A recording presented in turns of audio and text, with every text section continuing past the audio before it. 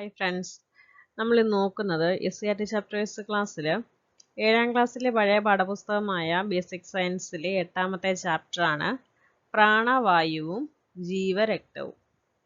Okay, നമുക്ക് ക്ലാസ്സിലേക്ക് പോവാം.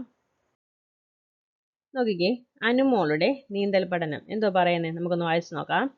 അച്ഛനോടൊപ്പം ഒരു അവധി ദിവസം നീന്തൽ പഠിക്കാൻ പോയത് ഞാൻ ഒരിക്കലും മറക്കില്ല. അച്ഛൻ്റെ കൈകളിൽ കിടന്ന് കൈയും കാലും താളത്തിൽ ചലിപ്പിച്ച് നീന്താൻ ശ്രമിക്കുകയായിരുന്നു. അറിയാതെ ഒരു നിമിഷം തല വെള്ളത്തിൽ മുങ്ങിപ്പോയി. വായിലും മൂക്കിലും വെള്ളം കയറി ശ്വാസം കിട്ടാതെ വിഷമിച്ച നിമിഷങ്ങൾ. ഹോ, വല്ലാത്ത അനുഭവം തന്നെയായിരുന്നു അത്. ഇവിടെ അനുമോളുടെ ഒരു അനുഭവം പറയുന്നേ. ഇവിടെ എന്താ സംഭവിച്ചത്? അവൾക്ക് ഒരു ചെറിയ നേരം തന്നെ ശ്വാസം കിട്ടാതെ വന്നല്ലേ, അവൾക്ക് ശ്വസിക്കാതിരിക്കാൻ കഴിഞ്ഞു. അപ്പോൾ അവൾക്കുണ്ടായ ബുദ്ധിമുട്ടാണ് അവളവിടെ പറയുന്നത്. പിന്നെന്താ പറയുന്നത്? നമുക്ക് ഒരുപാട് നേരം ശ്വാസം പിടിച്ചു നിർത്താൻ പറ്റുമോ? ഇല്ല, നമ്മൾ അറിയാതെ തന്നെ എന്ത് ചെയ്യും? ശ്വസിച്ചു പോകും. അപ്പോൾ വായു ഇല്ലാതെ നമുക്ക് ജീവിക്കാൻ കഴിയത്തില്ല. ഒരു ദിവസം ഏകദേശം 20,000 തവണ നമ്മൾ എന്ത് ചെയ്യുന്നുണ്ട്? ശ്വസിക്കുന്നുണ്ട്. ഒരു ദിവസം ഏകദേശം 20,000 തവണ നമ്മൾ ശ്വസിക്കുന്നുണ്ട്. പക്ഷെ ഇത് നമ്മൾ അറിയുന്നില്ല. നോക്കിക്കേ, ശ്വാസോച്ഛ്വാസം. ശ്വസിക്കുമ്പോൾ എന്താണ് സംഭവിക്കുന്നത്? ശ്വാസം വലിച്ചെടുക്കൂ. വായു അകത്തേക്ക് കയറി പോകുന്നത് നമുക്ക് അനുഭവപ്പെടാൻ കഴിയും. പിന്നെന്താണ്? നമ്മൾ ശ്വാസം പുറത്തേക്ക് വിടുമ്പോൾ മൂക്കിൻ്റെ അടിയിൽ നമ്മളിങ്ങനെ കൈവച്ചാൽ ശ്വാസം വെളിയിലേക്ക് പോകുന്നത് നമുക്ക് അനുഭവപ്പെടാനായിട്ട് കഴിയും. നോക്കിക്കേ, വായു ഉള്ളിലേക്ക് എടുക്കുന്ന പ്രവർത്തനത്തെ എന്താ പറയുന്നത്? ഉച്ഛ്വാസം. എന്താ പറയുന്നത്? വായു ഉള്ളിലേക്ക് എടുക്കുന്ന പ്രവർത്തനമാണ് ഉച്ഛ്വാസം. ഇൻസ്പിറേഷൻ. പുറത്തേക്ക് വിടുന്നതിന് എന്താ പറയുന്നത്? നിശ്വാസം. പുറത്തേക്ക് വിടുന്നതിന് എന്താ പറയുന്നത്? നിശ്വാസം. വായു ഉള്ളിലേക്ക് എടുക്കുന്ന പ്രവർത്തനത്തെ ഉച്ഛ്വാസം എന്നും പുറത്തേക്ക് വിടുന്നതിനെ നിശ്വാസം എന്നും പറയുന്നു. എക്സ്പിറേഷൻ എന്നാണ് പറയുന്നത്. ഓക്കെ, നോക്കിക്കേ, വാരിയലിൻ്റെ ചലനം. ഇവിടെ എന്താ പറയുന്നേ? നമ്മൾ നമ്മുടെ ഇരുവശത്തെ വാരിയലുകളിലും കൈപ്പത്തി ചേർത്ത് വെച്ച് ദീർഘമായി ശ്വാസോച്ഛ്വാസം ചെയ്ത് നോക്കാൻ പറഞ്ഞിട്ടുണ്ട്. എന്താ ശ്വാസോച്ഛ്വാസം എന്ന് പറഞ്ഞാൽ? നമ്മൾ ശ്വാസം ഉള്ളിലേക്ക് എടുക്കുകയും പുറത്തു വിടുകയും ചെയ്യുന്ന പ്രക്രിയയാണ് എന്ത്? ശ്വാസോച്ഛ്വാസം. ഇനി എന്താ പറയുന്നത്? ഉച്ഛ്വസിക്കുമ്പോഴും നിശ്വസിക്കുമ്പോഴും വാരിയലിൻ കൂടിന് എന്ത് മാറ്റമാണ് സംഭവിക്കുന്നതെന്നാണ് ചോദിച്ചേക്കുന്നത്. എന്താ സംഭവിക്കുന്നത്? ഉച്ഛ്വാസം എന്ന് പറഞ്ഞാൽ എന്താ? നമ്മൾ പഠിച്ചതായിരുന്നു. ഉച്ഛ്വാസം എന്ന് പറഞ്ഞാൽ ശ്വാസം ഉള്ളിലേക്ക് എടുക്കുന്ന പ്രക്രിയയാണ് അല്ലേ. നിശ്വാസം എന്ന് പറഞ്ഞാൽ എന്താണ്? ശ്വാസം പുറത്തേക്ക് വിടുകയാണ് അല്ലേ. അപ്പോൾ ഉച്ഛ്വസിക്കുമ്പോൾ എന്താ സംഭവിക്കുന്നത്? വാരിയലിൻ കൂടെ ഉയരുകയും വികസിക്കുകയും ചെയ്യുന്നുണ്ട്. വാരിയലിൻ കൂടെ എന്ത് ചെയ്യുകയാണ്? ഉയരുന്നുണ്ട്. അതോടൊപ്പം അവിടെ എക്സ്പാൻഷൻ നടക്കുന്നുണ്ട്. അതുപോലെ തന്നെ നിശ്വസിക്കുമ്പോൾ എന്താ സംഭവിക്കുന്നത്? നേരെ ഓപ്പോസിറ്റ് അല്ലേ. വാരിയലിൻ കൂടെ എന്ത് ചെയ്യുകയാണ്? വാരിയലിൻ കൂടെ താഴുകയാണ്. അതോടൊപ്പം എന്ത് ചെയ്യുകയാണ്? അവിടെ കോൺട്രാക്ഷനും നടക്കുകയാണ് ചെയ്യുന്നത്. ഓക്കെ, ഇനി ഇവിടെ നോക്കിക്കേ, ശ്വസന നിരക്ക് മനുഷ്യനിൽ. ഇവിടെ പ്രായം പറഞ്ഞിട്ടുണ്ട്. അതോടൊപ്പം ശ്വസന നിരക്ക് മിനിറ്റിൽ എത്രയാണെന്നും പറഞ്ഞിട്ടുണ്ട്. നോക്കിക്കേ, 1 വയസ്സുള്ളപ്പോൾ 25 to 35 ശ്വസന നിരക്ക്. 3 വയസ്സുള്ളപ്പോൾ 20 to 30. 5 വയസ്സുള്ളപ്പോൾ 20 to 25. മുതിർന്നവരിൽ എങ്ങനെയാണ് ശ്വസന നിരക്ക്? 10 to 18. ഓക്കെ, ഇതൊന്ന് നോക്കി വെച്ചേക്കണം. ഇനി നമ്മൾ നോക്കാൻ പോകുന്നത് എന്താ? ഉച്ഛ്വാസ സമയത്ത് നമ്മൾ ഉള്ളിലേക്ക് എടുക്കുന്ന വായു എങ്ങോട്ടാണ് പോകുന്നത്? നമ്മൾ ഉള്ളിലേക്ക് വായു എടുക്കുന്നില്ലേ, അതെങ്ങോട്ടാണ് പോകുന്നതെന്ന് നോക്കണ്ടേ? അതുപോലെ തന്നെ ഉച്ഛ്വാസവായു കടന്നു പോകുന്ന ഭാഗങ്ങളാണ് നമ്മൾ ഇനിയും പരിചയപ്പെടാനായിട്ട് പോകുന്നത്. ഓക്കെ, മനുഷ്യനിലെ ശ്വസന വ്യവസ്ഥ. ഒരു ജോഡി ശ്വാസകോശങ്ങളാണ് മനുഷ്യനിലെ മുഖ്യ ശ്വസനാവയവം. എന്താ പറയുന്നേ? ഒരു ജോഡി ശ്വാസകോശങ്ങളാണ് മനുഷ്യനിലെ മുഖ്യ ശ്വസനാവയവം. മനുഷ്യനിലെ മുഖ്യ ശ്വസനാവയവം ഏതാണ്? ശ്വാസകോശമാണ് അല്ലേ. അത് ഒരു ജോഡിയായിട്ടാണ് കാണപ്പെടുന്നത്. കണ്ടില്ലേ ഇവിടെ? നോക്കിക്കേ. പിന്നെന്താ പറയുന്നത്? ഔരസാശയത്തിൽ വാരിയലിൻ കൂടിനുള്ളിലാണ് ശ്വാസകോശങ്ങൾ കാണപ്പെടുന്നത്. ശ്വാസകോശം കാണപ്പെടുന്നത് എവിടെയാണ്? ഔരസാശയത്തിൽ വാരിയലിൻ കൂടിനുള്ളിലാണ്. ഔരസാശയത്തിന് ഇംഗ്ലീഷാണ് തൊറാക്സ്. ഓക്കെ, ഇനി നോക്കിക്കേ, എങ്ങനെയാണ് വായു ഇവിടേക്ക് എത്തുന്നതെന്നും ഏതൊക്കെ അവയവങ്ങളാണ് ഈ പ്രക്രിയയിൽ പങ്കെടുക്കുന്നതെന്നും നോക്കിക്കേ. നാസാദ്വാരം, നമ്മുടെ മൂക്കിന്റെ ദ്വാരം ഇല്ലേ, അതുവഴി വായു ഉള്ളിലേക്ക് കയറുകയാണ്. അതിനുശേഷം എവിടെ ചെല്ലുന്നു? ശ്വാസനാളത്തിലേക്ക് ചെല്ലുന്നു. ശ്വാസനാളത്തിൽ കൂടി ശ്വസനയിൽ വഴി ശ്വാസകോശത്തിൽ എത്തുകയാണ്. ഈ ഒരു ഫ്ലോ ചാർട്ട് പഠിച്ചു വെക്കണം. നാസദ്വാരത്തിലൂടെ ശ്വാസനാളത്തിൽ ചെല്ലുന്നു, ശ്വാസനാളത്തിൽ നിന്ന് ശ്വസനയിൽ ചെല്ലുന്നു, ശ്വസനയിൽ നിന്ന് ശ്വാസകോശത്തിലേക്ക് ചെല്ലുന്നു. നോക്കിക്കേ, ഇവിടെ ശ്വാസനാളം കാണിച്ചിട്ടുണ്ട്. ഈ കാണിച്ചേക്കുന്നത് ശ്വാസനാളം. ഈ കാണിച്ചേക്കുന്നത് എന്താണ്? ശിഖരങ്ങൾ പോലെ കാണിച്ചേക്കുന്നത് ശ്വസനിയാണ്. ഇത് ശ്വാസകോശമാണ്. ഓക്കെ, ഇനിയും ശ്വസന വ്യവസ്ഥ നോക്കിക്കേ. മനുഷ്യന്റെ ശ്വസന വ്യവസ്ഥയുടെ ഭാഗങ്ങൾ ഏതൊക്കെയാണ്? മൂക്ക്, ശ്വാസനാളം, ശ്വസനി, ശ്വാസകോശങ്ങൾ എന്നിവയാണ്. ശ്വാസനാളം ഒരു നീണ്ട പൈപ്പ് പോലെയാണ്. ശ്വാസനാളം എന്ന് പറയുന്നത് എങ്ങനെയാണ്? ഒരു നീണ്ട പൈപ്പ് പോലെയാണ്. ഇനി എന്താ പറയുന്നത്? ശ്വാസനാളത്തിന്റെ ശാഖകളാണ് ശ്വസനികൾ. കണ്ടോ, ഇവിടെ ശ്വസനി കാണിച്ചിട്ടുണ്ട്. കണ്ടോ, ശ്വാസനാളത്തിന്റെ ശാഖകളാണ് ശ്വസനികൾ. ശ്വാസനാളത്തിന്റെ ഭിത്തി സി ആകൃതിയിലുള്ള തരുണാസ്ഥി വളയങ്ങളാൽ ബലപ്പെടുത്തിയിരിക്കുന്നു. എന്താ പറഞ്ഞേക്കുന്നേ? ശ്വാസനാളത്തിന്റെ ഭിത്തി സി ആകൃതിയിലുള്ള തരുണാസ്ഥി വലയങ്ങൾ കൊണ്ട് എന്ത് ചെയ്തേക്കുവാണ്? ബലപ്പെടുത്തിയിരിക്കുകയാണ്. ശ്വാസകോശം സ്പോഞ്ച് പോലെയാണ്. ശ്വാസകോശം എങ്ങനെയാണ്? സ്പോഞ്ച് പോലെയാണ്. അതിൽ നിരവധി വായു അറകളുണ്ട്. വലത് ശ്വാസകോശം ഇടത് ശ്വാസകോശത്തേക്കാൾ അല്പം വലുതാണ്. എന്താ പറഞ്ഞേക്കുന്നത്? വലത് ശ്വാസകോശം ഇടത് ശ്വാസകോശത്തേക്കാൾ അല്പം വലുതാണ്. വലത് ശ്വാസകോശം വലുതാണെന്നാ പറഞ്ഞേക്കുന്നത്. ഇടത് ശ്വാസകോശം ചെറുതാണ്. ഓക്കെ, ശ്വസനം നടക്കുമ്പോൾ ശ്വസന വ്യവസ്ഥയുടെ ഭാഗങ്ങളും ശ്വാസകോശങ്ങളുടെ പ്രത്യേകതയും നമ്മൾ കണ്ടില്ലേ? മൂക്കിലൂടെ പ്രവേശിക്കുന്ന വായു എവിടെ എത്തുന്നത്? ശ്വാസകോശത്തില് എത്തുന്നുണ്ടല്ലേ? അപ്പോൾ അതെങ്ങനെയാ നോക്കിക്കേ. നമ്മൾ കണ്ടായിരുന്നു ശ്വാസകോശം എങ്ങനെയാ? ശ്വാസകോശം സ്പോഞ്ച് പോലെയാണ് അല്ലേ? ശ്വാസകോശം വികസിക്കുമ്പോഴാണ് വായു അകത്തേക്ക് കടക്കുന്നത്. ശ്വാസകോശം വികസിക്കുമ്പോഴാണ് വായു അകത്തേക്ക് കടക്കുന്നത്. സങ്കോചിക്കുമ്പോൾ എന്താ സംഭവിക്കുന്നത്? സങ്കോചിക്കുമ്പോൾ വായു പുറത്തേക്ക് പോകുന്നു. മാംസപേശികൾ ഇല്ലാത്തതിനാൽ ശ്വാസകോശങ്ങൾക്ക് സ്വയം വികസിക്കാനോ സങ്കോചിക്കാനോ കഴിയില്ല. അപ്പോ ശ്വാസകോശങ്ങളില് മാംസപേശികളില്ല. മാംസപേശികൾ ഇല്ലാത്തതിനാൽ ശ്വാസകോശങ്ങൾക്ക് സ്വയം വികസിക്കാനോ സങ്കോചിക്കാനോ കഴിയില്ല. ഓക്കെ, ശ്വാസകോശങ്ങളുടെ സങ്കോച വികാസത്തിന് സഹായകമായ ചില സംവിധാനങ്ങൾ നമ്മുടെ ശരീരത്തിലുണ്ട്. അപ്പോ ശ്വാസകോശത്തിന്റെ സങ്കോച വികാസങ്ങളെ നിയന്ത്രിക്കുന്നത് ആരാന്നറിയാമോ? ഡയഫ്രം ആണ്. ആരാണ്? ഡയഫ്രം. അപ്പോ ഡയഫ്രം എന്ന് പറയുന്ന ഒരു ഭാഗം നമ്മുടെ ശരീരത്തിലുണ്ട്. ശ്വാസകോശത്തിന്റെ സങ്കോച വികാസങ്ങളെ നിയന്ത്രിക്കുന്നത് ഡയഫ്രം എന്ന ഒരു ഭാഗം നമ്മുടെ ശരീരത്തിലുണ്ട്. നോക്കിയേ, ഇവിടെ ചിത്രത്തിൽ കാണിച്ചിട്ടുണ്ട് ഡയഫ്രം. കണ്ടോ, ഈ കാണുന്നതാണ് എന്ത്? ഡയഫ്രം. ഔരസാശയത്തിന്റെ അടിത്തട്ടിലെ മാംസപേശികളുടെ പാളിയായ ഡയഫ്രവും വാരിയലിനോട് ചേർന്ന് കാണപ്പെടുന്ന മാംസപേശികളുമാണ് ശ്വാസകോശത്തിന്റെ സങ്കോച വികാസങ്ങൾ സാധ്യമാക്കുന്നത്. എന്താ പറയുന്നേ? ഔരസാശയത്തിന്റെ അടിത്തട്ടിലെ മാംസപേശികളുടെ പാളിയായ ഡയഫ്രവും വാരിയലിനോട് ചേർന്ന് കാണപ്പെടുന്ന മാംസപേശികളുമാണ് ശ്വാസകോശത്തിന്റെ സങ്കോച വികാസങ്ങൾ സാധ്യമാക്കുന്നത്. നോക്കിക്കേ, ഡയഫ്രത്തെ കുറിച്ച് നമുക്കൊന്ന് നോക്കാം. ഔരസാശയത്തെയും ഉദരാശയത്തെയും വേർതിരിക്കുന്ന മാംസപേശികളുടെ പാളിയാണ് ഡയഫ്രം. എന്താ പറയുന്നേ? ഔരസാശയത്തെയും ഉദരാശയത്തെയും വേർതിരിക്കുന്ന മാംസപേശികളുടെ പാളിയാണ് ഡയഫ്രം.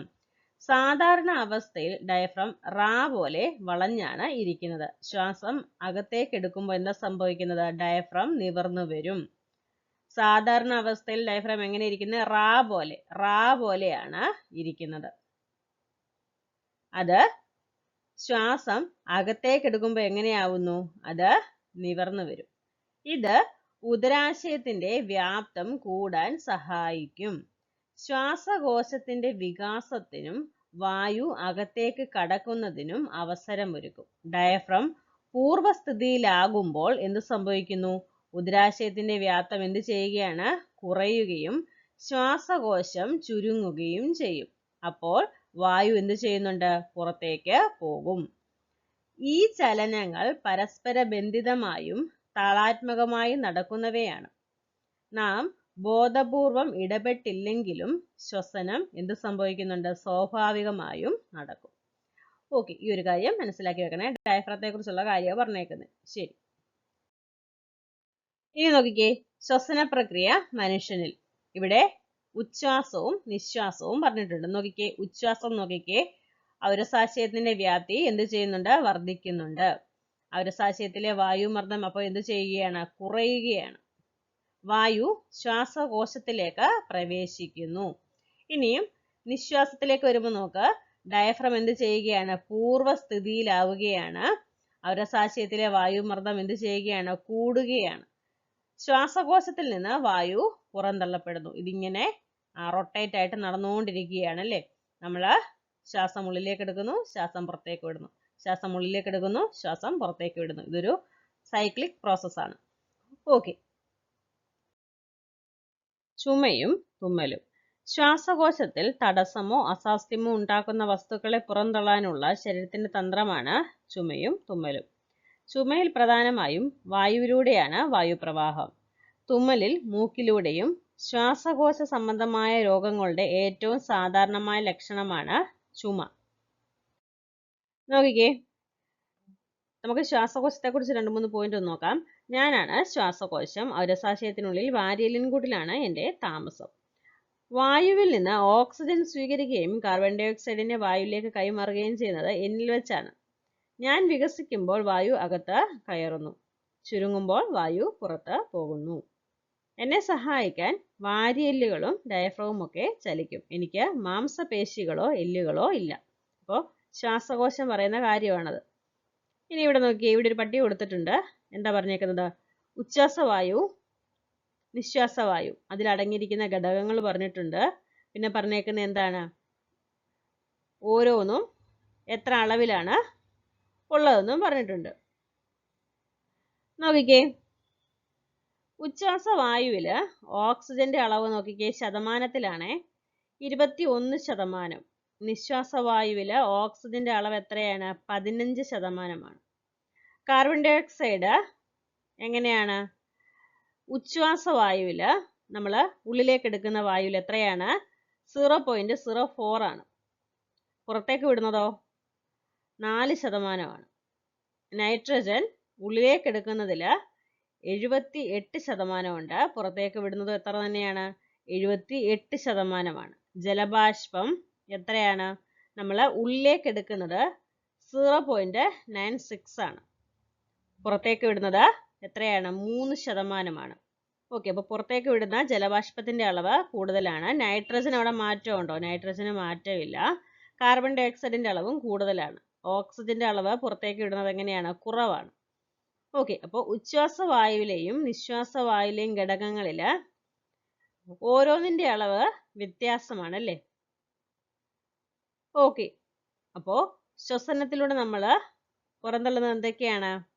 നമ്മൾ കാർബൺ ഡൈ ഓക്സൈഡ് പുറന്തള്ളുന്നുണ്ട്, ഓക്സിജൻ പുറന്തള്ളുന്നുണ്ട്, നൈട്രജൻ പുറന്തള്ളുന്നുണ്ട്, ജലബാഷ്പവും പുറന്തള്ളുന്നുണ്ട്. നിശ്വാസവായുവിൽ ജലബാഷ്പവും കാർബൺ ഡൈ ഓക്സൈഡും ഉണ്ടോ എന്ന് പരിശോധിക്കാനായിട്ടൊരു പ്രവർത്തനം പറയുന്നുണ്ട്. നമ്മൾ എന്ത് ചെയ്യണം?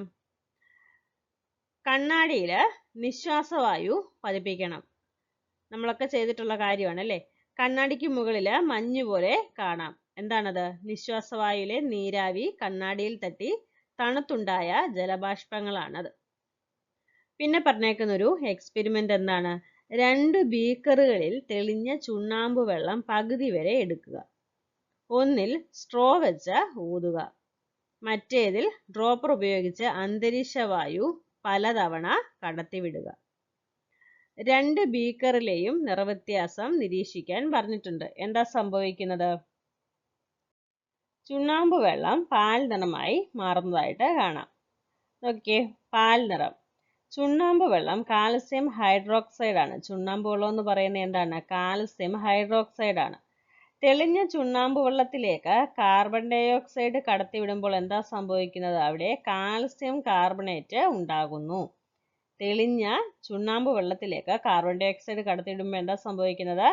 അവിടെ കാൽസ്യം കാർബണേറ്റ് ഉണ്ടാകുന്നു. തെളിഞ്ഞ ചുണ്ണാമ്പ് വെള്ളം എന്തായി മാറും? വെളുത്ത നിറമായി മാറുന്നു. ഓക്കെ. ശ്വാസനാളം തടസ്സപ്പെട്ടാൽ ചില സന്ദർഭങ്ങളിൽ ഭക്ഷണ പദാർത്ഥങ്ങളോ മറ്റോ ശ്വാസനാളത്തിൽ കുടുങ്ങി ശ്വസനം തടസ്സപ്പെട്ടേക്കാം. അത്തരം സന്ദർഭങ്ങളിൽ ഉടനടി പ്രഥമ ശുശ്രൂഷ നൽകിയില്ലെങ്കിൽ ജീവൻ തന്നെ നഷ്ടപ്പെടും. നമ്മൾ വാർത്തകളിലൊക്കെ കാണാറുണ്ടല്ലേ, കുഞ്ഞുങ്ങളിലാണ് കൂടുതലും ഈ ഒരു പ്രശ്നം ഉണ്ടാകുന്നത്. അപ്പോൾ എന്താണ്, ശ്വാസനാളത്തിൽ മറ്റു വസ്തുക്കൾ തടസ്സം സൃഷ്ടിക്കുമ്പോൾ എന്ത് സംഭവിക്കുന്നുണ്ട്? ശ്വാസതടസ്സം ഉണ്ടാവും. അപ്പോൾ ഉടനെ ശ്വാസതടസ്സം നീക്കിയില്ലെങ്കിൽ എന്ത് സംഭവിക്കും? മരണം തന്നെ ഉണ്ടായേക്കാം. ശ്വാസതടസ്സം നീക്കുന്നത് എങ്ങനെയാന്നാ പറഞ്ഞേക്കുന്നത്? നോക്കിക്കേ. വ്യക്തിയുടെ പിന്നിൽ നിന്ന് വയറിൽ ചുറ്റിപ്പിടിക്കുക. ഒരു കൈപ്പത്തി ചുരുട്ടിപ്പിടിച്ച് വാരിയെല്ലിന് താഴെ വെക്കുക. മറ്റേ കൈപ്പത്തി അതിനു മുകളിൽ വെച്ച് പെട്ടെന്ന് അമർത്തുക. നമുക്കിതിന് പ്രധാനമായിട്ടും ധൈര്യം ഉണ്ടായിരിക്കണം. നല്ല ഒരു ധൈര്യം ഉണ്ടെങ്കിൽ നമുക്ക് ഇങ്ങനെ ചെയ്യാനായിട്ട് സാധിക്കും. അപ്പോൾ പെട്ടെന്ന് ചെയ്യേണ്ട കാര്യമാണിത്. പ്രഥമ ശുശ്രൂഷയാണ്. ഓക്കെ. ശിശുക്കളിൽ എന്താ ചെയ്യേണ്ടത്? മടക്കി വെച്ച കാലിൽ കുട്ടിയെ കമഴ്ത്തി കിടത്തി തോളലുകൾക്കിടയിൽ ശക്തിയായി തട്ടുക. നോക്കിക്കേ, ഹീംലിക് പ്രക്രിയ. ശ്വാസനാളത്തിൽ കുടുങ്ങിയ വസ്തുക്കളെ സുരക്ഷിതമായി പുറത്തു ചാടിക്കാനുള്ള പ്രഥമ ശുശ്രൂഷ നടപടിയാണ് ഹീംലിക് പ്രക്രിയ. ശ്വാസതടസ്സം നേരിട്ടയാളെ മുന്നോട്ട് കുനിച്ചു നിർത്തിയോ ഇരുത്തിയോ ഇത് ചെയ്യാം. മേൽവയറിൽ കൈവച്ച് എന്ത് ചെയ്യാം? പിന്നിലേക്കും അതേസമയം മുകളിലേക്കുമായി മുഷ്ടി കൊണ്ട് പെട്ടെന്ന് അമർത്തി ബലം പ്രയോഗിക്കലാണ് ഇതിന്റെ അടിസ്ഥാനം. ഇത് നമ്മൾ മനസ്സിലാക്കി വെക്കേണ്ട കാര്യമാണ്. ഏത് സമയത്ത് നമുക്ക് പ്രയോജനപ്പെടും. ഓക്കെ. ശ്വസനത്തിലെ വൈവിധ്യം. അമീബയെ കുറിച്ചാണ് പറയുന്നത്. എന്താ പറയുന്നത്? ഏകകോശ ജീവിയായ അമീബയിൽ പ്രത്യേക ശ്വസനാവയവമില്ല. കോശസ്തരത്തിലൂടെയാണ് വായു അകത്തേക്കും പുറത്തേക്കും വ്യാപിക്കുന്നത്. അപ്പോൾ അമീബയുടെ പ്രത്യേകത എന്താണ്? ഏകകോശ ജീവിയാണ്. അമീബയിലെ പ്രത്യേക ശ്വസനാവയവമില്ല. പകരം എന്താ ഉള്ളത്? കോശസ്തരമുള്ളത് അല്ലേ? കോശസ്തരത്തിലൂടെയാണ് എന്ത് ചെയ്യുന്നത്? അത് വായു അകത്തേക്കും പുറത്തേക്കും എടുക്കുന്നത്. ഇതാണ് കോശസ്തരം. ഈ പുറമേ കാണുന്നതാണ് കോശസ്തരം. കോശസ്തരത്തിലൂടെയാണ് വായു അകത്തേക്കും പുറത്തേക്കും വ്യാപിക്കുന്നത്. ഇനിയും മണ്ണിരയെ കുറിച്ചാണ് പറയുന്നത്. മണ്ണിരയുടെ പ്രത്യേകത എന്താണ്? ഈർപ്പമുള്ള ത്വക്കാണ്. അപ്പോൾ ഈർപ്പമുള്ള ത്വക്കാണ് മണ്ണിരയുടെ ശ്വസനാവയവം. മണ്ണിരയുടെ ശ്വസനാവയവം എന്ന് പറയുന്നത് എന്താണ്? ത്വക്കാണ്. ത്വക്കിന്റെ പ്രത്യേകത എന്താണ്? ഈർപ്പമുള്ളതാണ് അല്ലേ? മണ്ണിരകളെ എപ്പോഴും നനവുള്ള മണ്ണിൽ മാത്രം കാണുന്നതിന്റെ കാരണം എന്താണ്? ഈ പറയുന്ന കാരണമാണ്. ഈർപ്പമുള്ള ത്വക്ക് കൊണ്ടാണിത് ശ്വസിക്കുന്നത്. അപ്പോ മണ്ണിരയെ നമ്മൾ വെയിലത്തേക്ക് എടുത്തിട്ടാല് മണ്ണിര വേഗം ചത്തുപോകും. എന്തുകൊണ്ടാണ്? അതിന്റെ ഈർപ്പമുള്ള ത്വക്കിലെ ജലം നഷ്ടപ്പെടും അല്ലേ? അപ്പോൾ അത് ചത്തുപോകും. മണ്ണിര അതുകൊണ്ട് നനവുള്ള മണ്ണിലാണ് കാണപ്പെടുന്നത്. ഇനിയും ഷഡ്പദങ്ങളെ കുറിച്ചാണ് പറയുന്നത്. എല്ലാ ഷഡ്പദങ്ങളിലും ശരീരത്തിന്റെ വശങ്ങളിൽ നിരയായി ചെറിയ സുഷിരങ്ങൾ കാണപ്പെടുന്നുണ്ട്. എല്ലാ ഷഡ്പദങ്ങളിലും ശരീരത്തിന്റെ വശങ്ങളിൽ നിരയായി ചെറിയ സുഷിരങ്ങൾ കാണപ്പെടുന്നുണ്ട്. ഇവയോട് ബന്ധപ്പെട്ട് കാണപ്പെടുന്ന നളികാജാലമാണ് ഷഡ്പദങ്ങളുടെ ശ്വസനാവയവം. ഇവയോട് ബന്ധപ്പെട്ട് കാണപ്പെടുന്ന നളികാജാലമാണ് ഷഡ്പദങ്ങളുടെ ശ്വസനാവയവം. അടുത്തത് മത്സ്യം. ചെകിളപ്പൂക്കളാണ് മത്സ്യങ്ങളുടെ ശ്വസനാവയവം. എന്താണ്? ചെകിളപ്പൂക്കളാണ് മത്സ്യങ്ങളുടെ ശ്വസനാവയവം. വായിലൂടെ അകത്തേക്കെടുക്കുന്ന ജലം ശകലങ്ങൾക്കിടയിലൂടെ കടന്നു പോകുമ്പോൾ അതിൽ ലയിച്ചു ചേർന്നിരിക്കുന്ന ഓക്സിജൻ രക്തത്തിലേക്ക് വിനിമയം ചെയ്യപ്പെടുന്നു. എന്താ പറയുന്നത്? ചെകിളപ്പൂക്കളിലൂടെയാണ് മത്സ്യങ്ങൾ എന്ത് ചെയ്യുന്നത്? ശ്വസിക്കുന്നത്. അപ്പോൾ മത്സ്യങ്ങളുടെ ശ്വസനാവയവം എന്ന് പറയുന്നത് എന്താണ്? ചെകിളപ്പൂക്കളാണ്. അതിന് മറ്റൊരു പേരുണ്ട്. എന്താണ്? ശകുലങ്ങൾ. അപ്പോ വായിലൂടെ അകത്തേക്കെടുക്കുന്ന ജലം ശകുലങ്ങൾക്കിടയിലൂടെ കടന്നു പോകുമ്പോൾ അതിൽ ലയിച്ചു ചേർന്നിരിക്കുന്ന, അതായത് ജലത്തിൽ ലയിച്ചു ചേർന്നിരിക്കുന്ന ഓക്സിജൻ രക്തത്തിലേക്ക് വിനിമയം ചെയ്യപ്പെടുന്നു. നമ്മൾ കണ്ടിട്ടുണ്ട് അക്വേറിയത്തിലെ മത്സ്യങ്ങൾ ഇടയ്ക്കിടയ്ക്ക് വാ പൊളിക്കുന്നേ അല്ലേ? എന്തിനാണ്? അത് ജലത്തിൽ എന്തോ ഉണ്ട്? ഓക്സിജൻ ഉണ്ടല്ലേ? അപ്പോൾ ഓക്സിജന് ഇവയ്ക്ക് ശ്വസിക്കാൻ വേണ്ടിയിട്ടാണ് ഇവ എന്ത് ചെയ്യുന്നത്? വായ തുറക്കുന്നത്. അപ്പോൾ ജലം എന്ത് ചെയ്യുന്നുണ്ട്? അതിന്റെ വായിലേക്ക് പോകുന്നുണ്ട്. എന്നിട്ട് എന്ത് ചെയ്യുന്നു? അത് ശകുലങ്ങൾക്കിടയിലൂടെ ചെന്ന് എന്ത് ചെയ്യുന്നുണ്ട്? ഓക്സിജൻ രക്തത്തിലേക്ക് വിനിമയം ചെയ്യപ്പെടുകയാണ് ചെയ്യുന്നത്. ചിലയിനം മത്സ്യങ്ങൾക്ക് ശകുലങ്ങളെ കൂടാതെ നേരിട്ട് അന്തരീക്ഷവായു ശ്വസിക്കാനുള്ള സംവിധാനമുണ്ട്. ചിലയിനം മത്സ്യങ്ങൾക്ക് എന്താണ്? ശകുലങ്ങളെ കൂടാതെ നേരിട്ട് അന്തരീക്ഷത്തിലെ വായു ശ്വസിക്കാൻ കഴിയും. എന്നാൽ അത് എങ്ങനെയുള്ളതാണ്? താൽക്കാലിക സംവിധാനമാണ്. അത് താൽക്കാലികമായിട്ട് മാത്രമുള്ള ഒരു കാര്യമാണ്. അതുകൊണ്ട് കൂടുതൽ സമയം ഇവയ്ക്ക് കരയിൽ ജീവിക്കാനായിട്ട് സാധിക്കത്തില്ല. തൽക്കാലം അതിനെ നമ്മൾ കരയിലെടുത്തിട്ടാലും കുറച്ച് സമയം അത് അന്തരീക്ഷവായു ശ്വസിക്കും. അതിന് ഉദാഹരണമാണ് ഏത്? മുഷി, വരാൽ, ഈലൊക്കെ. അപ്പോൾ ഇവയ്ക്ക് എന്താണ്? അന്തരീക്ഷവായു നേരിട്ട് ശ്വസിക്കാനുള്ള കഴിവ് ഉണ്ട്. ഏതൊക്കെയാണ്? മുഷി, വരാൽ, ഈല്. ഇനി നോക്കിക്കേ, ഉഭയജീവിയെ കുറിച്ചാണ് പറയുന്നത്. എന്താ പ്രത്യേകത? കരയിലായിരിക്കുമ്പോൾ അവയ്ക്ക് ശ്വാസകോശം വഴിയും വെള്ളത്തിലായിരിക്കുമ്പോൾ അവയ്ക്ക് എങ്ങനെയാണ്? ത്വക്കിലൂടെയും ശ്വസനം നടത്താൻ കഴിയും. അതിനെയാണ് ഉഭയജീവി എന്ന് പറയുന്നത്. ഉഭയജീവിക്ക് ഉദാഹരണമാണ് തവള. കരയിലായിരിക്കുമ്പോൾ ശ്വാസകോശം വഴിയും വെള്ളത്തിലായിരിക്കുമ്പോൾ ത്വക്കിലൂടെയും ശ്വസനം നടത്താൻ കഴിയുന്നവയാണ് ഉഭയജീവികൾ. ഓക്കെ, നോക്കിക്കേ, ഇവിടെ സുനുവും വിനുവും തമ്മിലുള്ളൊരു സംഭാഷണം പറഞ്ഞേക്കോ. എന്താ അവർ പറയുന്നത്? സസ്യങ്ങൾ ശ്വസിക്കുന്നത് കാർബൺ ഡൈ ഓക്സൈഡ് അല്ലേ എന്ന് സുനു ചോദിക്കുകയാണ്. വിനു എന്താ പറയുന്നത്? അല്ലല്ല, സസ്യങ്ങൾ പ്രകാശ സംശ്ലേഷണത്തിന് വേണ്ടിയാണ് കാർബൺ ഡൈ ഓക്സൈഡ് വലിച്ചെടുക്കുന്നത്.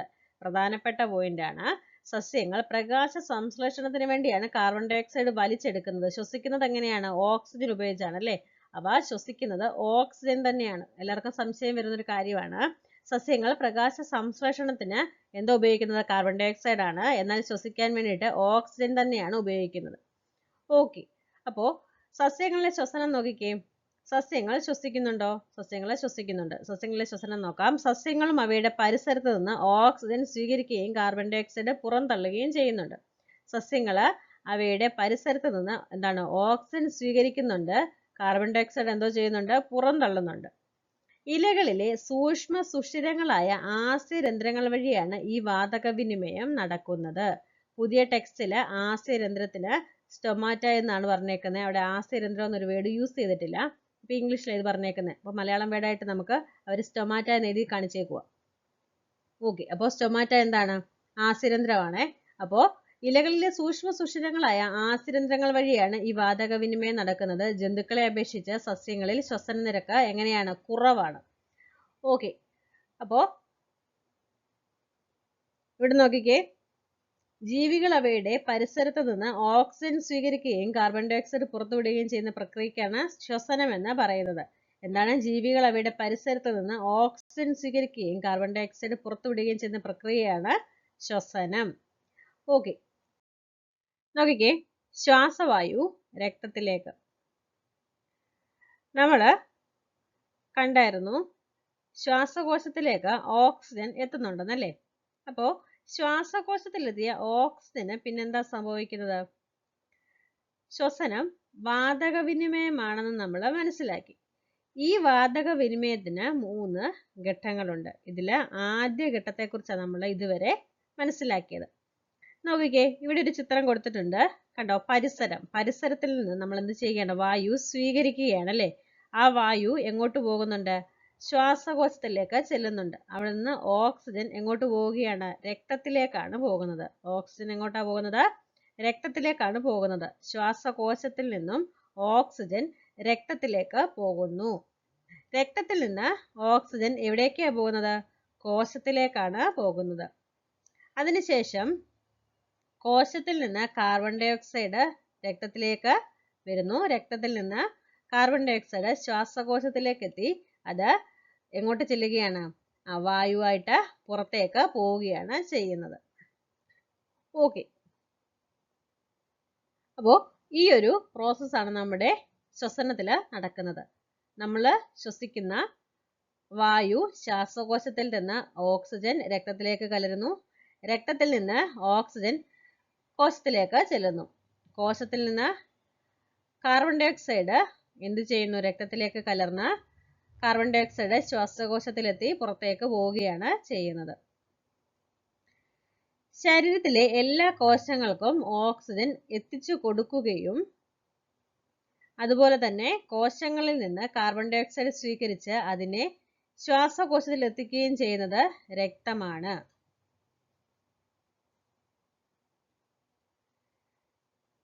ദഹിച്ച ആഹാര ഘടകങ്ങളെ ചെറുകുടലിൽ നിന്ന് കോശങ്ങളിൽ എത്തിക്കുന്നതും ആരാണ്? രക്തമാണ്. നമ്മളത് ഓൾറെഡി പഠിച്ച കാര്യമാണ്. അപ്പോൾ ശ്വാസകോശത്തിലെത്തുന്ന ഓക്സിജൻ കോശങ്ങളിലേക്കും കോശങ്ങളിൽ ഉണ്ടാകുന്ന കാർബൺ ഡൈ ഓക്സൈഡ് ശ്വാസകോശങ്ങളിലേക്കും എത്തിക്കുന്നത് ആരാണ്? രക്തമാണ്. ഓക്കെ, ശരീരത്തിലെ എല്ലാ കോശങ്ങൾക്കും ഓക്സിജൻ എത്തിച്ചു കൊടുക്കുകയും കോശങ്ങളിൽ നിന്ന് കാർബൺ ഡൈ ഓക്സൈഡ് സ്വീകരിച്ച് അതിനെ ശ്വാസകോശത്തിലേക്ക് എത്തിക്കുകയും ചെയ്യുന്നത് രക്തമാണ്. ദഹിച്ച ആഹാര ഘടകങ്ങളെ ചെറുകുടലിൽ നിന്ന് കോശങ്ങളിൽ എത്തിക്കുന്നതും ആരാണ്? രക്തമാണ്.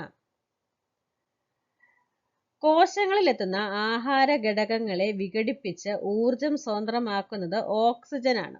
എന്താണ്? കോശങ്ങളിലെത്തുന്ന ആഹാര ഘടകങ്ങളെ വിഘടിപ്പിച്ച് ഊർജം സ്വതന്ത്രമാക്കുന്നത് ആരാണ്? ഓക്സിജനാണ്. ഓക്സിജനെയും ആഹാര ഘടകങ്ങളെയും രക്തം സംവഹനം ചെയ്യുന്നുണ്ട്. ഓക്സിജനെയും ആഹാര ഘടകങ്ങളെയും രക്തം എന്ത് ചെയ്യുന്നുണ്ട്? സംവഹനം ചെയ്യുന്നുണ്ട്. നമ്മൾ ഇനി നോക്കാൻ പോകുന്നത് എന്താ? എല്ലാ ജീവികൾക്കും രക്തം ഉണ്ടോ എന്നാ നോക്കാൻ പോകുന്നത്. അതോടൊപ്പം എല്ലാ ജീവികളുടെയും രക്തത്തിന്റെ നിറം ചുമപ്പാണോ എന്ന് നോക്കാം. മനുഷ്യരക്തത്തിന് ഏതാണ് നിറം? ചുവപ്പ് നിറമാണ് അല്ലെ? മനുഷ്യരക്തത്തിന് ചുവപ്പ് നിറമാണ്. ഹീമോഗ്ലോബിൻ എന്ന വർണ്ണവസ്തുവിന്റെ സാന്നിധ്യമാണ് ഇതിന് കാരണം. ഹീമോഗ്ലോബിൻ എന്ന വർണ്ണവസ്തുവിന്റെ സാന്നിധ്യമാണ് ഇതിന് കാരണം. ഇരുമ്പിന്റെ അംശവും പ്രോട്ടീനും അടങ്ങിയ സംയുക്തമാണിത്. ഇരുമ്പിന്റെ അംശവും പ്രോട്ടീനും അടങ്ങിയ സംയുക്തമാണ് ഇത്. അപ്പോൾ ബ്ലഡ് ചുമന്നിരിക്കുന്നതിന്റെ കാരണം എന്താണ്? ഹീമോഗ്ലോബിന്റെ സാന്നിധ്യമാണ്. അതുപോലെ തന്നെ ഇരുമ്പിന്റെ അംശവും പ്രോട്ടീനും അടങ്ങിയ സംയുക്തമാണ് ഇത് ഹീമോഗ്ലോബിൻ. ഓക്സിജന്റെയും കാർബൺ ഡൈ ഓക്സൈഡിന്റെയും സംവഹനത്തിൽ ഹീമോഗ്ലോബിൻ പങ്കുവഹിക്കുന്നുണ്ട്. എന്താണ്? ഓക്സിജന്റെയും കാർബൺ ഡൈ ഓക്സൈഡിന്റെയും സംവഹനത്തിൽ ഹീമോഗ്ലോബിൻ പങ്കുവഹിക്കുന്നുണ്ട്. ഇനിയും മറ്റു ജീവികളിൽ നോക്കിക്കേ. ഷഡ്പദങ്ങളിൽ ശരീരാറകളിൽ നിറഞ്ഞിരിക്കുന്ന ദ്രാവകത്തിലൂടെ പദാർത്ഥ സംവഹനം നടക്കുന്നത്. എങ്ങനെയാണ്? ഷഡ്പദങ്ങളിൽ എങ്ങനെയാണ്? ശരീരാറകളിൽ ദ്രാവകം നിറഞ്ഞിരിപ്പുണ്ട്, അതിലൂടെയാണ് പദാർത്ഥ സംവഹനം നടക്കുന്നത്. ഹീമോഗ്ലോബിൻ അവിടെ ഉണ്ടോ? ഹീമോഗ്ലോബിൻ ഇല്ല. ഹീമോഗ്ലോബിൻ ഇല്ലാത്തതിനാൽ ഈ ദ്രാവകത്തിന് ചുവപ്പ് നിറം ഉണ്ടോ? ചുവപ്പ് നിറം ഇല്ല. അതുപോലെ തന്നെ ഒഴുകാൻ പ്രത്യേക കുഴലുകളുമില്ല. ഏകകോശ ജീവികളിൽ പദാർത്ഥ സംവഹനത്തിന് പ്രത്യേക സംവിധാനം ആവശ്യമില്ല. പകരം എന്താണ്? കോശദ്രവ്യമാണ് ഇവിടുത്തെ സംവഹന മാധ്യമം. ഏകകോശ ജീവികളില് പദാർത്ഥ സംവഹനത്തിന് പ്രത്യേക സംവിധാനമില്ല. പകരം എന്താ ഉള്ളത്? കോശദ്രവ്യമാണ് ഇവിടുത്തെ സംവഹന മാധ്യമം. നോക്കി, ഇവിടെ ഏകകോശ ജീവിയുടെയൊക്കെ ചിത്രം കാണിച്ചിട്ടുണ്ട്. Amoeba, Chlamydomonas, euglena, paramecium. എല്ലാ ജീവികളിലും രക്തം കാണപ്പെടുന്നില്ല. എന്നാൽ പോഷക ഘടകങ്ങളും ഓക്സിജനും എത്തിക്കാനുള്ള സംവഹന സംവിധാനം ഉണ്ട്. എല്ലാ ജീവികളിലും രക്തം കാണപ്പെടുന്നില്ല. എന്നാൽ പോഷക ഘടകങ്ങളും ഓക്സിജനും എത്തിക്കാനുള്ള സംവഹന സംവിധാനം ഉണ്ട്. രക്തവിയർപ്പ്. ഹിപ്പോപ്പൊട്ടാമസ് ചുവന്ന വിയർപ്പുള്ള ജീവിയെന്നാണ് അറിയപ്പെടുന്നത്. തൊലിപ്പുറത്തേക്ക് സ്രവിപ്പിക്കുന്ന ചുവന്ന തുള്ളികളെ രക്തവിയർപ്പ് എന്നാണ് പറയുന്നത്. എന്നാൽ ഇത് രക്തവുമല്ല വിയർപ്പുമല്ല. രോഗാണുക്കളെ നശിപ്പിക്കാൻ ത്വക്കിന് തൊട്ടു താഴെയുള്ള ഗ്രന്ഥികൾ പുറപ്പെടുവിക്കുന്ന എന്താണ്? ഒരു സ്രവമാണ്. ഓക്കെ, ഒന്ന് മനസ്സിലാക്കി വെച്ചേക്കണേ. നോക്കിക്കേ, ഹീമോഗ്ലോബിന്റെ പങ്കിനെ കുറിച്ചാണ് പറയുന്നത്. ശ്വാസകോശത്തിലെ വായു അറകളിൽ നിന്ന് ഓക്സിജനെ രക്തത്തിലെ ഹീമോഗ്ലോബിൻ ആഗിരണം ചെയ്യുന്നു. അപ്പോൾ ശ്വാസകോശത്തിലെ വായു അറകളിൽ നിന്ന് ഓക്സിജനെ രക്തത്തിലേക്ക് ആഗിരണം ചെയ്യുന്നത് ആരാണ്? ഹീമോഗ്ലോബിൻ ആണ്. അങ്ങനെ ഉണ്ടാവുന്ന സംയുക്തമാണ് ഓക്സി ഹീമോഗ്ലോബിൻ. അങ്ങനെ ഉണ്ടാവുന്ന സംയുക്തം ഏതാണ്? ഓക്സി ഹീമോഗ്ലോബിൻ ആണ്. കണ്ടോ? ഓക്സി ഹീമോഗ്ലോബിൻ. കലകളിൽ എത്തുമ്പോൾ ഇത് വിഘടിക്കുകയും ഓക്സിജനെ കലകൾക്ക് വിട്ടുകൊടുക്കുകയും ചെയ്യുന്നു. നോക്കിക്കേ, കലകളിൽ എത്തുമ്പോൾ എന്താ സംഭവിക്കുന്നത്? ഓക്സി ഹീമോഗ്ലോബിൻ എന്ത് ചെയ്യുകയാണ്? അത് വിഘടിക്കുകയാണ്. അങ്ങനെ ഓക്സിജനെ എന്ത് ചെയ്യുകയാണ്? കലകൾക്ക് വിട്ടുകൊടുക്കുകയാണ് ചെയ്യുന്നത്. അങ്ങനെ സ്വതന്ത്രമാകുന്ന ഹീമോഗ്ലോബിൻ വീണ്ടും ഓക്സിജനെ ആഗിരണം ചെയ്യാൻ ഉപയോഗിക്കുന്നു. ഇത് നമ്മൾ ശ്വാസം എടുക്കുകയും ശ്വാസം വിടുകയും ചെയ്യുന്ന സമയം കൊണ്ട് ചെയ്യുന്ന കാര്യമാണ് അല്ലേ? ഓക്കെ, അപ്പൊ ഇത് മനസ്സിലാക്കി വെച്ചേക്കണേ. രക്തകോശങ്ങളെ നിരീക്ഷിക്കാം. രക്തകോശങ്ങളുടെ ചിത്രം ഇവിടെ കാണിച്ചേക്കുന്നേ നോക്കിക്കേ. ചുവന്ന രക്തകോശങ്ങൾ, വെളുത്ത രക്തകോശങ്ങൾ, പ്ലേറ്റ്ലെറ്റുകൾ എന്നീ കോശങ്ങളും പ്ലാസ്മ എന്ന ദ്രവഭാഗവും ചേർന്നതാണ് രക്തം. വെളുത്ത രക്തകോശങ്ങൾ 5 തരത്തിലുണ്ട്. പ്ലാസ്മയുടെ 90%-ലധികവും എന്താണ്? ജലമാണ്. ഇത് നോക്കിക്കേ, ചുവന്ന രക്തകോശം കാണിച്ചിട്ടുണ്ട്, അതുപോലെ തന്നെ പ്ലേറ്റ്ലെറ്റ്സ് കാണിച്ചിട്ടുണ്ട്, പിന്നെന്താണ്? വെളുത്ത രക്തകോശമാണ് ഈ കാണിച്ചേക്കുന്ന ഇത്രയും. ഓക്കെ, നമുക്ക് ഇതിനെക്കുറിച്ച് ഡീറ്റെയിൽ ആയിട്ട് നോക്കാം. നോക്കിക്കേ, ശ്വേതരക്താണുക്കൾ നമ്മൾ 5 എണ്ണത്തെ കണ്ടായിരുന്നല്ലേ. ശ്വേതരക്താണുക്കൾ ഏതൊക്കെയാണ്? Neutrophil, ഈസ്നോഫില്, basophil, lymphocyte, monocyte. ഇവിടെ ഓരോന്നിൻ്റെയും പ്രതിരോധ പ്രവർത്തനവും ബ്ലഡിലെ അവരുടെ അളവും ആയുസ്സും നമുക്ക് നോക്കാം. ന്യൂട്രോഫിലിൻ്റെ ഏകദേശ അളവെന്ന് പറയുന്നത് എത്രയാണ്? 62% ആണ്. പ്രതിരോധ പ്രവർത്തനം എന്താണ്? ബാക്ടീരിയ, ഫംഗസ് എന്നിവയെ നശിപ്പിക്കുന്നു. ആയുസ് എന്ന് പറയുന്നത് 6 മണിക്കൂർ മുതൽ ഏതാനും ദിവസങ്ങൾ വരെയാണ് ന്യൂട്രോഫിലിൻ്റെ ആയുസ്. ഇനിയും ഈസ്നോഫിലിനെ കുറിച്ച് നോക്കിക്കേ, 2.3% ആണ് അതിൻ്റെ അളവ്. വലിയ പരാതങ്ങളെ നശിപ്പിക്കുന്നു, അലർജി പ്രവർത്തനങ്ങളെ നിയന്ത്രിക്കുന്നു. ഏകദേശ ആയുസ് എത്രയാണ്? 8 തൊട്ട് 12 ദിവസമാണ്. ഇനിയും ബേസോഫിൽ എന്ന് പറയുന്നത് 0.4% ആണ് ഏകദേശ അളവ്. വീങ്ങൽ പ്രതികരണത്തിനു വേണ്ട ഹിസ്റ്റമിൻ പുറപ്പെടുവിക്കുന്നു. ആയുസ് ഏതാനും മണിക്കൂർ മുതൽ ഏതാനും ദിവസങ്ങൾ വരെയാണ്. ലിംഫോസൈറ്റ് 30% 30% ലിംഫോസൈറ്റ് ഉണ്ട്. ആന്റിബോഡികളെ ഉൽപ്പാദിപ്പിക്കുന്നു. ലിംഫോസൈറ്റിന്റെ ധർമ്മം എന്താണ്? ആന്റിബോഡികളെ ഉൽപ്പാദിപ്പിക്കുന്നു. വൈറസ് ബാധിച്ച കോശങ്ങളെയും ട്യൂമർ കോശങ്ങളെയും നശിപ്പിക്കുന്നതാണ് ലിംഫോസൈറ്റിന്റെ പ്രധാന ധർമ്മം. നോക്കിക്കേ, ആഴ്ചകൾ മുതൽ വർഷങ്ങൾ വരെ ആര് കാണപ്പെടുന്നുണ്ട്? ലിംഫോസൈറ്റ്. ഇനി മോണോസൈറ്റ് 5.3% ആണ് മോണോസൈറ്റിന്റെ ഏകദേശ അളവ്. രോഗാണുക്കളെ എന്താ ചെയ്യുന്നത്? വിഴുങ്ങി നശിപ്പിക്കുകയാണ് ചെയ്യുന്നത്. രോഗാണുക്കളെ വിഴുങ്ങി നശിപ്പിക്കുന്നു. മണിക്കൂറുകൾ മുതൽ ദിവസങ്ങൾ വരെയാണ് മോണോസൈറ്റിന്റെ ആയുസ്. ശ്വേതരക്താണുക്കൾ. ശ്വേതരക്താണുക്കൾ എത്രയാ ഉള്ളത്? നമ്മൾ കണ്ടായിരുന്നു 5 തരമുണ്ട് അല്ലേ. ഏതൊക്കെയാണ്? Neutrophil, basophil, eosinophil, lymphocyte, monocyte. അസ്ഥിമജ്ജയിലാണ് ഇവ നിർമ്മിക്കപ്പെടുന്നത്. ഇത് നിർമ്മിക്കപ്പെടുന്നത് എവിടെയാണ്? അസ്ഥിമജ്ജയിലാണ്. ഓക്കെ, രോഗപ്രതിരോധമാണ് ധർമ്മം. ശ്വേതരക്താണുക്കളുടെ ധർമ്മം എന്താണ്? രോഗപ്രതിരോധമാണ്. സ്തരാവരണമുള്ള ദഹനരസങ്ങളുടെ ചെറുഗോളങ്ങൾ കാണപ്പെടുന്നവയെന്നും അല്ലാത്തവയെന്നും ഇവയെ തരംതിരിക്കാറുണ്ട്. ന്യൂട്രോഫിൽ, ബേസോഫിൽ, ഈസ്നോഫിൽ എന്നിവ ആദ്യത്തെ വിഭാഗത്തിലും ലിംഫോസൈറ്റ്, മോണോസൈറ്റ് എന്നിവ രണ്ടാമത്തെ വിഭാഗത്തിലും പെടുന്നു. രക്തത്തെക്കുറിച്ച് നോക്കിക്കേ.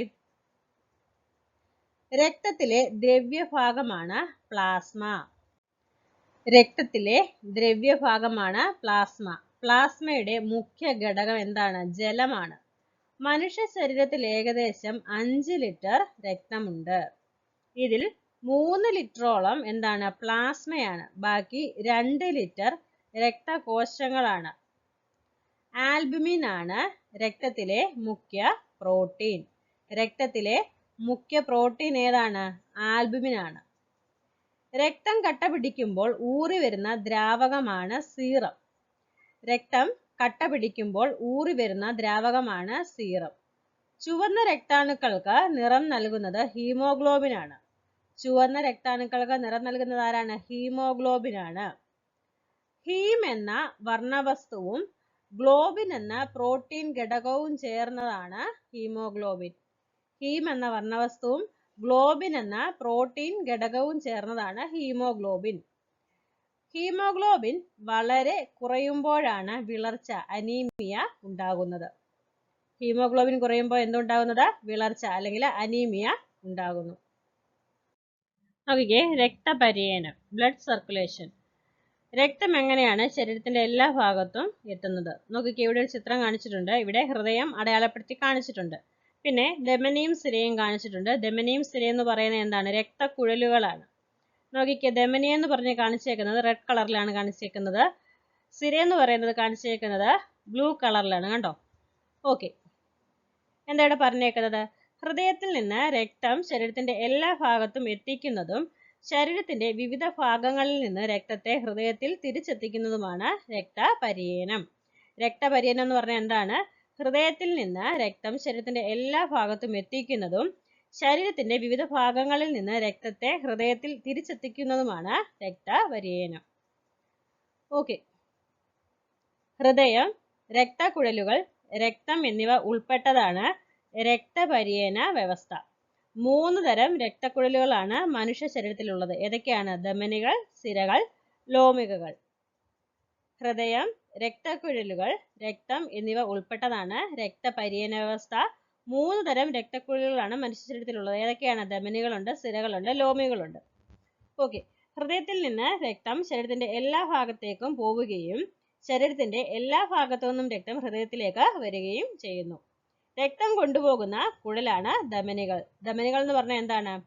ധമനികൾ എന്ന് പറഞ്ഞാൽ രക്തം കൊണ്ടുപോകുന്ന കുഴലാണ്.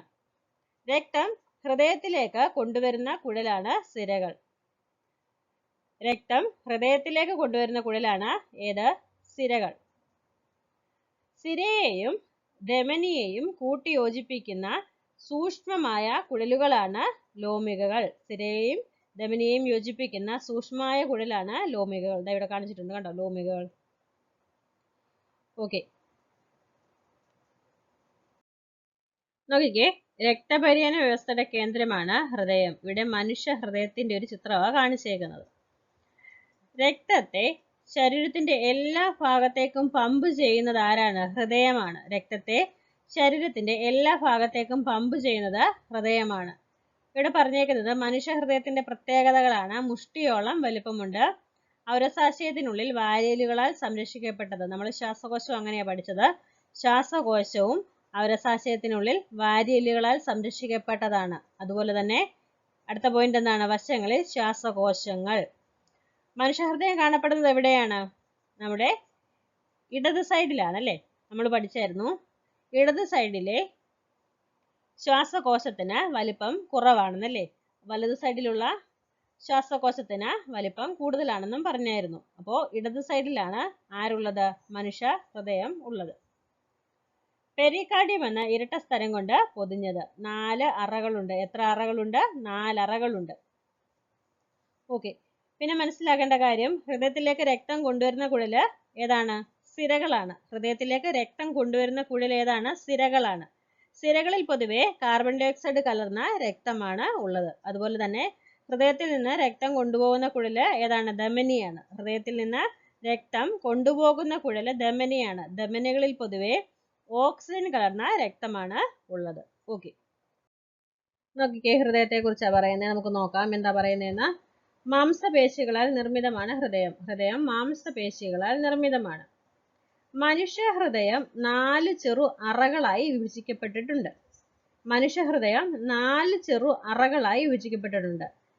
ഇടത് വലത് ഏട്രിയങ്ങളാണ് മേലറകൾ. ഇടത് വലത് ഏട്രിയങ്ങളാണ് മേലറകൾ.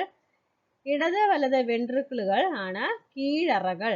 ഇടത് വലത് വെൻട്രിക്കിളുകളാണ് കീഴറകൾ. വലിയ സിരകൾ വഴി മേലറകളിൽ വന്ന് നിറയുന്ന രക്തം ഏട്രിയങ്ങൾ സങ്കോചിക്കുമ്പോൾ അതത് വശത്തെ കീഴറകളിലേക്ക് വാൽവുകൾ വഴി ഒഴുകും. എന്താ ഇവിടെ പറയുന്നേ? വലിയ സിരകൾ വഴി മേലറകളിൽ വന്ന് നിറയുന്ന രക്തം ഏട്രിയങ്ങൾ സങ്കോചിക്കുമ്പോൾ, അതായത് മേളത്തെ അറകളില് രക്തം വന്ന് നിറയുന്നുണ്ട്. അത് എന്താണ്? മേളത്തെ അറയാണല്ലോ ഏട്രിയങ്ങളുടെ. അതെന്തോ ചെയ്യുന്നുണ്ട്? സങ്കോചിക്കുന്നുണ്ട്. സങ്കോചിക്കുമ്പോൾ അതിൻ്റെത് താഴത്തെ ഓരോന്നിൻ്റെയും കീഴറ, അതായത് റൈറ്റ് ഏട്രിയത്തിന്റെ കീഴറയായ റൈറ്റ് വെൻട്രിക്കിളിലേക്കും ലെഫ്റ്റ് ഏട്രിയത്തിന്റെ കീഴറയായ ലെഫ്റ്റ് വെൻട്രിക്കിളിലേക്കും എന്തോ ചെയ്യുന്നുണ്ട്? വാൽവുകൾ വഴി രക്തം ഒഴുകും. കീഴറകൾ സങ്കോചിക്കുമ്പോൾ ഈ രക്തത്തെ ശ്വാസകോശ ധമനി, മഹാധമനി തുടങ്ങിയ രക്തക്കുഴലുകളിലേക്ക് തള്ളിവിടുകയും ചെയ്യും. റൈറ്റ് ഏട്രിക്കിളിൽ നിന്നും ലെഫ്റ്റ് ഏട്രിക്കിളിൽ നിന്നും ഒഴുകുന്ന ബ്ലഡ് എവിടെ വരുന്നുണ്ട്? കീഴറയായ റൈറ്റ് വെൻട്രിക്കിളിലേക്കും ലെഫ്റ്റ് വെൻട്രിക്കിളിലേക്കും വരുന്നുണ്ട്. അത് സങ്കോചിക്കുമ്പോൾ എന്താ സംഭവിക്കുന്നുണ്ട്? അവിടെ നിന്ന് എങ്ങോട്ട് പോവുകയാണ്?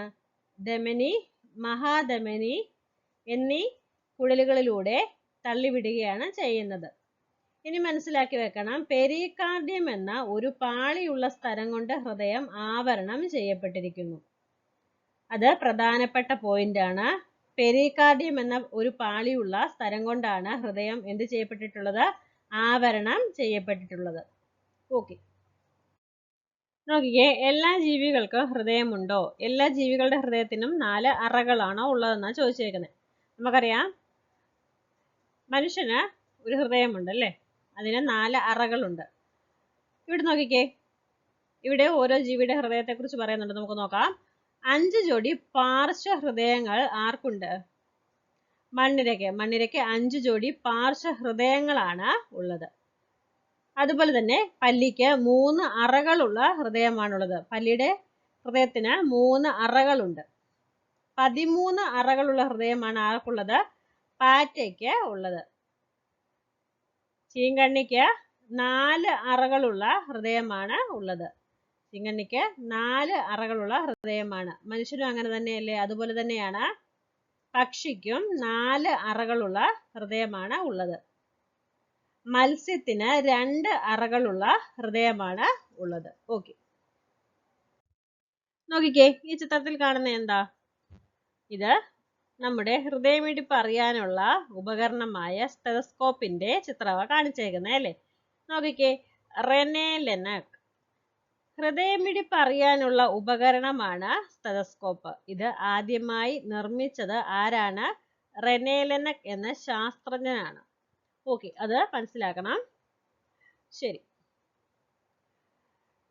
ഇനി എന്താ പറയുന്നത്? ഹൃദയാരോഗ്യം നിലനിർത്താൻ നമ്മൾ എന്താ ചെയ്യേണ്ടത്? സമീകൃത ആഹാരം, അതോടൊപ്പം ശരിയായ വ്യായാമവും ചെയ്യണം. ഓക്കെ, ഹൃദയതാളം.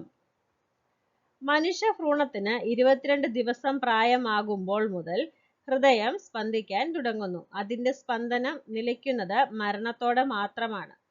സാധാരണഗതിയിൽ മിനിറ്റിൽ ശരാശരി 72 തവണ ഹൃദയം സ്പന്ദിക്കുന്നുണ്ട്. ഹൃദയത്തിന്റെ പ്രവർത്തനത്തെ തകരാറിലാക്കുന്ന ദുശീലങ്ങളാണ് പുകവലിയും മദ്യപാനവും ഒക്കെ. അമിതമായ കൊഴുപ്പടങ്ങിയ ആഹാരവും ഹൃദയാരോഗ്യത്തെ ബാധിക്കും. അപ്പൊ നമ്മള് പുകവലിയും മദ്യപാനവും ഒക്കെ ഇല്ലാണ്ടാക്കണം. അതുപോലെ തന്നെ നമ്മുടെ ശ്വാസകോശത്തിനും പുകവലിക്കുന്നത് കാരണം ബുദ്ധിമുട്ടുണ്ടാവും അല്ലേ. നമ്മുടെ ശ്വാസകോശം സ്പോഞ്ച് പോലെയാണ്, നമ്മൾ പഠിച്ചില്ലേ. അപ്പോൾ ഈ പുകയൊക്കെ നമ്മുടെ ശ്വാസകോശത്തെ നശിപ്പിച്ച് കളയും. അതുകൊണ്ട് പുകവലി മദ്യപാനം ഒക്കെ നമ്മൾ പാടെ ഒഴിവാക്കണം. അതുപോലെ തന്നെ അമിതമായ കൊഴുപ്പടങ്ങിയ ആഹാരം നമ്മൾ ഒഴിവാക്കണം. അല്ലെങ്കിൽ അത് ഹൃദയത്തെ ദോഷകരമായി ബാധിക്കും. നമ്മുടെ ഹൃദയത്തിന് ബ്ലോക്ക് ഒക്കെ ഉണ്ടാവും അല്ലേ, അറ്റാക്ക് ഒക്കെ വരാൻ വളരെ സാധ്യത കൂടുതലാണ്. ഓക്കെ, മുറിവുണ്ടാകുമ്പോൾ രക്തക്കുഴലുകളിൽ നിന്ന് രക്തം പുറത്തേക്ക് ഒഴുകുന്നു. ഈ രക്തപ്രവാഹം നിർത്തുകയാണ് ആദ്യം ചെയ്യേണ്ടത്. ശുദ്ധജലം ഉപയോഗിച്ച് മുറിവ് വൃത്തിയാക്കുക. മുറിവിൽ അമർത്തിപ്പിടിക്കുക. കൈയിലാണ് മുറിവെങ്കിൽ കൈ ഉയർത്തിപ്പിടിക്കുക. രക്തപ്രവാഹം നിലയ്ക്കുന്നില്ലെങ്കിൽ ശുദ്ധമായ തുണിയോ ബാൻഡേജോ കൊണ്ട് മുറിവ് പൊതിഞ്ഞ് കെട്ടുക. എന്നിട്ട് വൈദ്യസഹായം ലഭ്യമാക്കുക. ഓക്കെ, മുറിവുണ്ടായാൽ എന്താ ചെയ്യേണ്ടതെന്നുള്ള ഒരു കാര്യം പറഞ്ഞേക്കുന്നേ. അപ്പൊ നമ്മൾ ഈ ചാപ്റ്റർ കഴിഞ്ഞിട്ടുണ്ട്. ഈ ഒരു ക്ലാസ് നിങ്ങൾക്ക് ഉപകാരപ്പെട്ടെന്ന് വിശ്വസിക്കുന്നു. Okay, thank you.